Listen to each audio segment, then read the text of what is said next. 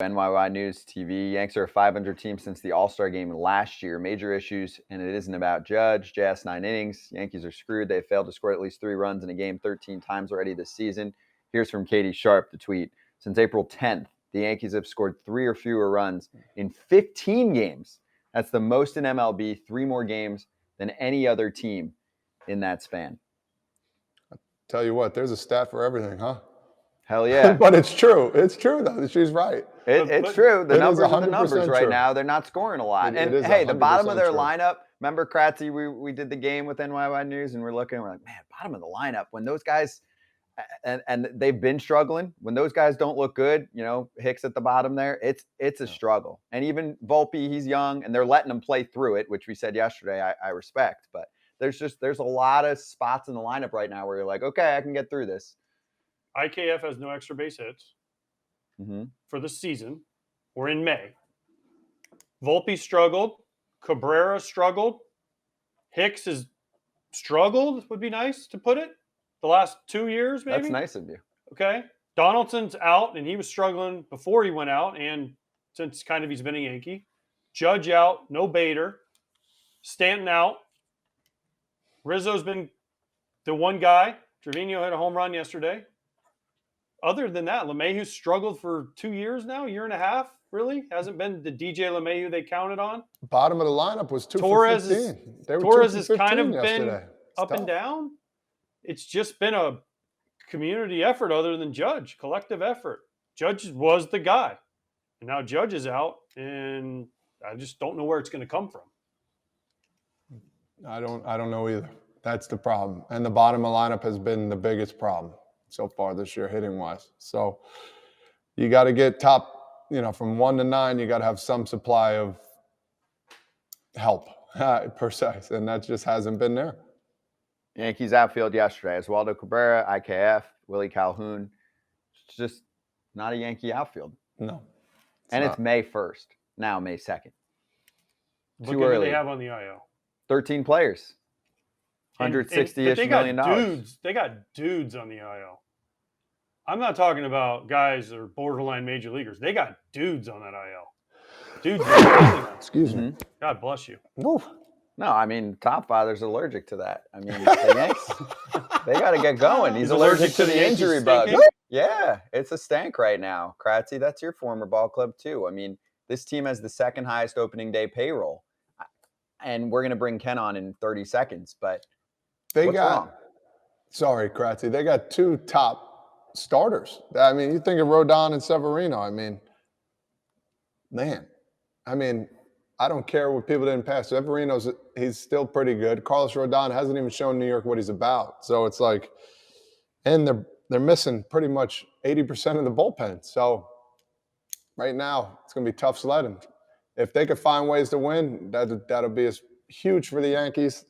Right now, it's going to be tough. They'll be fine. I don't know. Everyone else is. They're not. Are they going to catch the Rays? No, they're not going to catch the Rays. Blue Jays? That is. So what's fine? Because Yankee fans want a division. What's fine? Yeah, they want to win 110 games. You just got to make the playoffs. Got to make the playoffs, and you go from there. You guys have mentioned every single player, and like they have no opportunity better than now. The guys that need to step up, because when Judge and Stanton come back, you're talking about minimum 70 home runs from those 2 guys in a full season. Like, very seldom can you guarantee that from 2 players. I get it, the injury bug, but you can't just be like, oh, well, we spent so much money and we have tons of depth too. Like, they're not the Braves. They don't have that kind of depth and youth. They have a little bit of an older lineup, so they need the youth to step up. And this is the best time. Bader will come back. Bader will probably have an OPS anywhere from 750 to 770. And they're just going to run guys out there that do that all the time. 770 OPS is going to be a good year for Donaldson, for LeMahieu. And so to me, it puts more onus on, yes, the pitching staff, but I think the pitching staff's done mediocre the whole time. It's going to put more onus on Booney to get things going. No longer are we waiting for the home run. Who's going to pop a dinger from this team? Rizzo? Well, if you just keep the ball out of a certain area, Rizzo's not hitting a homer. But the thing that Rizzo does do good is he takes his hits. LeMahieu takes his hits. You're going to see a different, if Judge is gone for a month, whatever he's gone for, you're going to see a different type of baseball that you're not used to seeing from the Yankees, because you just can't pop dingers out of the ballpark, up and down the lineup like you thought you could when you built this lineup. Thoughts on the Yankees? You wrote about them in The Athletic this morning, and they're already missing a ton of players, and that is capped off by Judge going to the IL yesterday. Well, my thoughts are basically what I wrote, which is who should be really surprised by the Yankees having a lot of injuries? They have a number of older players, some of whom have sort of lengthy injury histories. So this is not a shock that they're in this position. The question is, how do they get out of it? And that's a troubling question for them, in my opinion, because their farm system is not quite what it has been in recent years, when they traded off a ton of guys to get players who would help them contend, or at least in theory, help them contend. So now they're a little bit thinner, and they have multiple holes. If you look up and down that lineup, I had this in the column, where they rank by each position in OPS. Really, the only elite positions are first base, where Rizzo has occupied, and DH. Now, obviously, Judge splits time between three positions, center field, right field, DH, so that kind of detracts from that statistic. But at the same time, this is not, as you guys were just saying, a dynamic offensive team. It's the typical Yankee slug team. And when you're missing with Judge, Stanton, Donaldson, you've got a problem. And the problem that I see going forward is this isn't going away. It's not like they're going to suddenly be all whole and healthy at once. Chances are it's going to be, as I wrote, whack-a-mole all year long. And you'll be hitting and trying to figure out which guys are playing and which guys are not. That goes for the pitching staff too. So 8.5 games behind the Rays right now, in last place in the AL East. You've got a more balanced schedule this year, so you only get 13 cracks at the Rays. 6 of them are coming in the next 2 weeks, when they could be without Judge. They certainly will be without Judge this weekend at Tropicana Field. So I'm a little concerned. I can't say I'm overly concerned, because 3 wild cards, they should get there. But winning the division, that's going to be difficult, at least as it stands now. Hey, Ken, real quick, talking about Judge's injury, do you think it, not only the hip, do you think it could be like something else that could be bothering him, like a hand, wrist area? Have you heard anything from that as well, or no?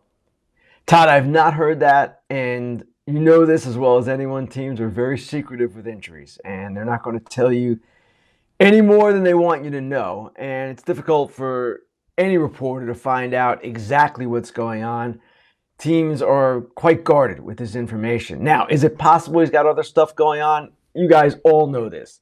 Players generally have multiple things going on at once. It's the nature of playing baseball.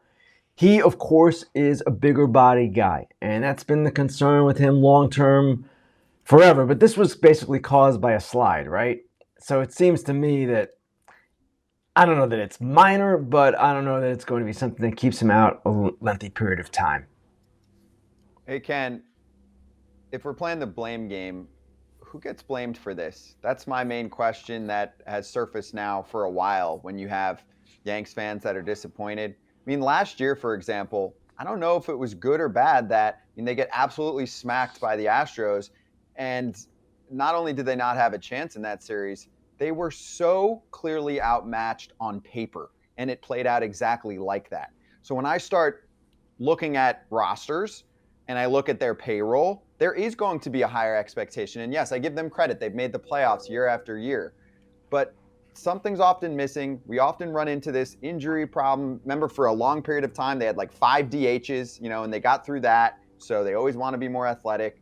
You know where I'm getting. I mean, the front office has to take a hit on this, maybe more so than they are. But, Brian Cashman signed an extension. He's been there forever. He's never had a losing season, Scott. This is his 26th year. And that's kind of where you start with Cashman. And I know a lot of Yankee fans, I have friends who are Yankee fans, they are exasperated with him. And they see these roster problems year after year, and they say, hey, what's going on? And last year, early September, I wrote a column. At the time, they were on the verge, it appeared, of blowing a 15.5 game lead.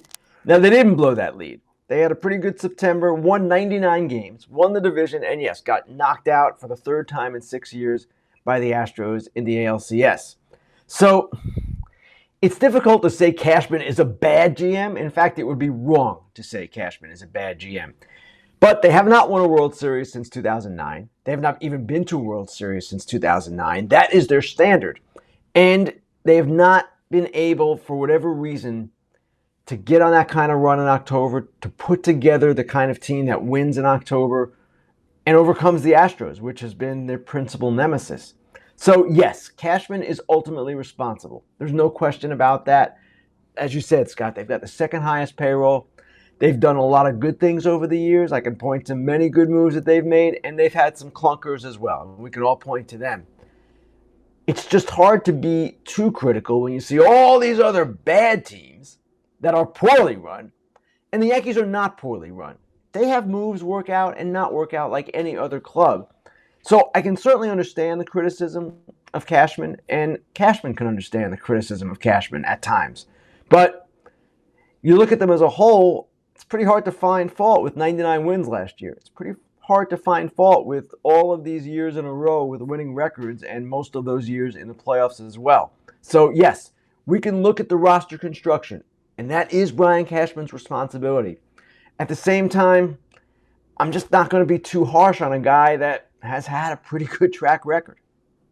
We also know that Yankee fans only accept one thing, Ken, and that is World Series championships. So, yes, it's easy to say they've had a good year, won 99 games. You ask a Yankee fan, only good years are when they win World Series. And AJ, that comes from the Steinbrenner years, the George Steinbrenner years. That was the standard that they set. That is the standard still to this day. You will hear Aaron Judge echo what Derek Jeter used to say. The only satisfactory outcome is a World Series title. Their fans pick up on that. But as you guys know, that's a ridiculous standard for any team. It is so hard to win a World Series. The Dodgers have been the most dominant team in the sport for the last decade. They've won one World Series, and it happened in a pandemic year. So you can't use that as a standard. At the same time, it's not unreasonable for Yankee fans to feel a level of frustration with the different roster problems that they've had over the last few years. I get where they're coming from. It's just, when you say off with Cashman's head, I'm like, I don't know if I go that far.